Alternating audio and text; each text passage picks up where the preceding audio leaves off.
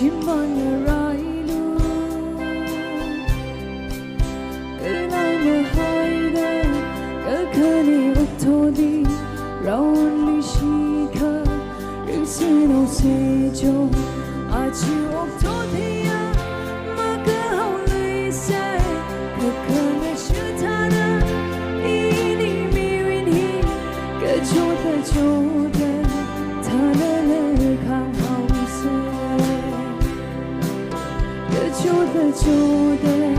ta lỡ lỡ khang hậu sẽ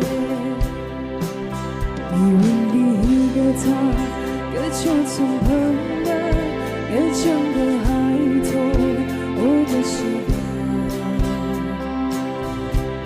người bên những ai gần con chỉ hai chịu ôm thôi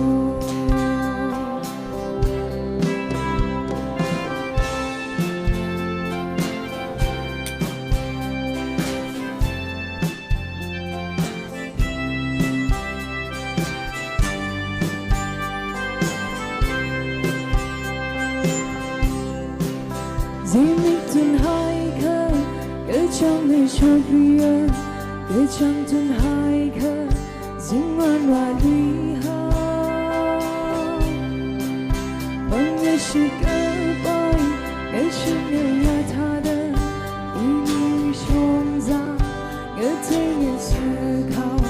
thời đi mong ở rốc xa ở trong cái chi đã ôi cùng người ta đã cùng ba lúc ra đi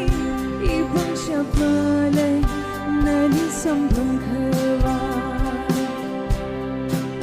y bằng chập mơ lên nơi đi sông thầm khơi va nhiều đi cái ta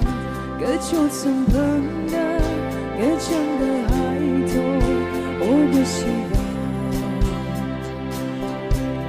một phần lưu ai gần con chỉ hai chịu